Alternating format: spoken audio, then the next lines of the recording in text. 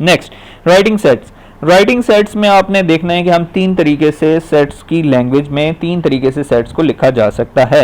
एक तो ये है कि मैथमेटिकल फॉर्म में हम सिंपली लिख देते हैं a is equal to 1 2 3 4, a is equal to 1 2 3 4 and so on. वो सेट अगर इस तरह लिखा हुआ हो तो ये मैथमेटिकल फॉर्म हो जाएगी। अगर इंग्लिश की रिटन स्टेटमेंट में आ जाता है जैसे कि a is equal to set of whole numbers from 5 to 40, set of whole numbers from 5 to 40, इसको भी यूं लिखा जा सकता है इंग्लिश की लैंग्वेज में, यानी कि हम लोग 5 से लेकर 40 तक जितने भी होल नंबर्स आ रहे हैं, यानी कि सारे नंबर्स 40 तक हम लोग वो सारे लिख देंगे। तो ये इस तरीके से भी लिखा जा सकता है। उसके बाद ये दो चीज़ें हो गई। तीसरी चीज़ आपके पास आती है जी इन सेट्स लैंग्वेज, यानी कि लैंग्वेज ऑफ सेट, सेट की अपनी लैंग्वेज में। सेट की अपनी लैंग्वेज में भी आप लोग इसको बना सकते हो। सेट की अपनी लैंग्वेज में आप किस तरीके से लिख सकते हैं, c is equal to x such that x is an element of natural numbers and 8 is less than or equal to x and x is less than or equal to 18। ये मैंने बोला इसलिए ताकि आप लोग सारे सिंबल्स को देखते जाएं कि ये each symbol stands for word. x such that x is an element of natural numbers and 8 is less than or equal to x and x is less than or equal to 18।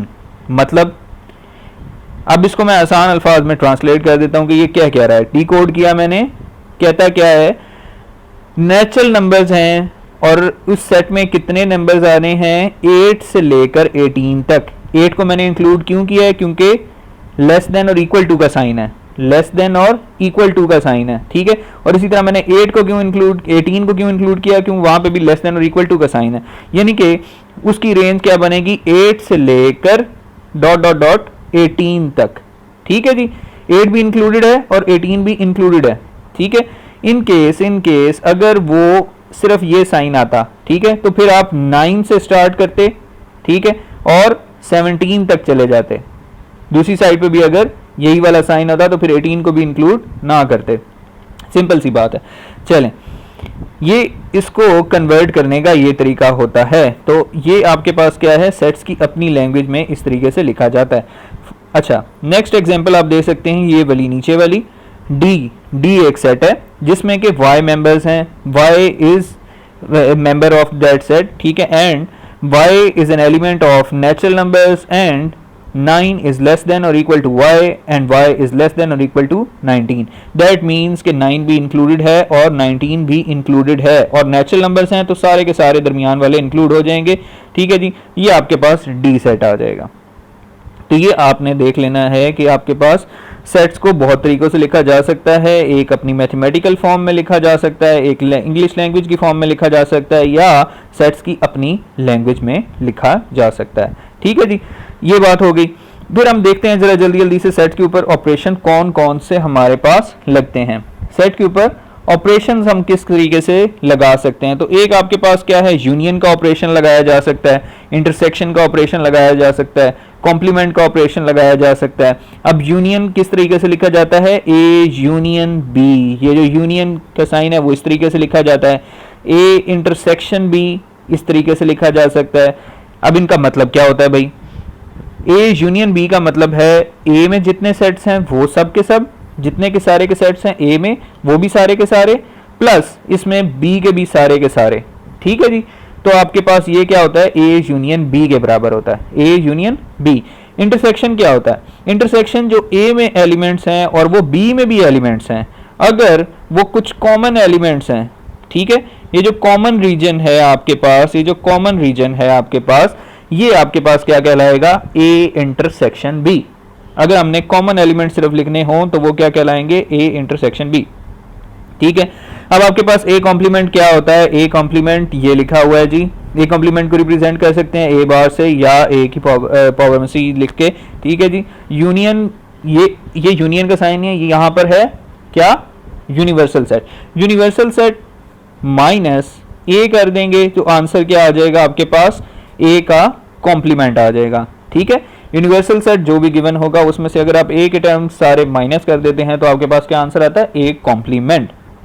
दूसरा मैंने कुछ दो sets यहाँ पे नीचे लिख दिए हैं, कुछ दो ऑपरेशंस लिखने का मकसद ये है, ये डी मॉर्गन्स लॉ होते हैं, ये गिवन है, आपने इनको एज इट इज़ याद कर लेना है कि ए यूनियन बी का जो कॉम्प्लीमेंट होता है वो किसके बराबर होता है, A complement intersection B complement. अब यहाँ पे साइन क्या था, इज इक्वल टू के इधर यूनियन का साइन था, इधर इंटरसेक्शन का साइन है, बस आपने ये गौर करना है, कंफ्यूज नहीं होना, ठीक है। ए यूनियन बी का whole complement is equal to A complement intersection B complement होता है। दूसरा, ए इंटरसेक्शन बी का अगर होल कॉम्प्लीमेंट ले लिया जाए तो वो क्या होता है, A complement union B complement. ये फार्मूलाज आप लोगों ने याद कर देने हैं, मतलब इसको लेफ्ट हैंड साइड को इक्वल प्रूव किया जा सकता है राइट हैंड साइड के बराबर, ठीक है जी। ये आप लोगों ने याद कर लेना डी मॉर्गन्स लॉ क्या होते हैं। नेक्स्ट, अब यहाँ पे मैंने लिखा है क्या जी, एक वेन डायग्राम बना दी। वेन डायग्राम वो डायग्राम होती है जिसमें आप रिप्रेजेंट करते हैं इन सेट्स को, तो उसको बोलते हैं वेन डायग्राम। अब ये ऊपर मैंने क्या बनाई, ए यूनियन बी की। ए यूनियन बी से मुराद क्या है कि आपका ए वाला भी पूरा, ए वाला सेट भी पूरा और बी वाला भी पूरा, ठीक है। ए यूनियन बी का मुराद है ए यूनियन बी सारा का सारा, जबकि ए इंटरसेक्शन बी की क्या मुराद है, सिर्फ जो उनके कॉमन रीजन है, सिर्फ जो उनकी कॉमन रीजन है वो वाली चीज़, अदरवाइज बाकी आपके पास इंक्लूड नहीं होगा, ठीक है। तो ए इंटरसेक्शन बी का क्या मतलब है, सिर्फ कॉमन एलिमेंट्स, और ए यूनियन बी का मतलब है सारे के सारे एलिमेंट्स, ठीक हो गया। अब ये आपके पास एक क्वेश्चन आया था 2019 के जो ईडीएस का पेपर था उसके अंदर आया हुआ था, ये क्वेश्चन देख लो जरा, ठीक है। क्वेश्चन आपके पास ये आया जी, ये आपके पास क्वेश्चन है, यू यानी कि universal set is whole number from 10 to 24, whole numbers from 10 to 24 निकालें जी।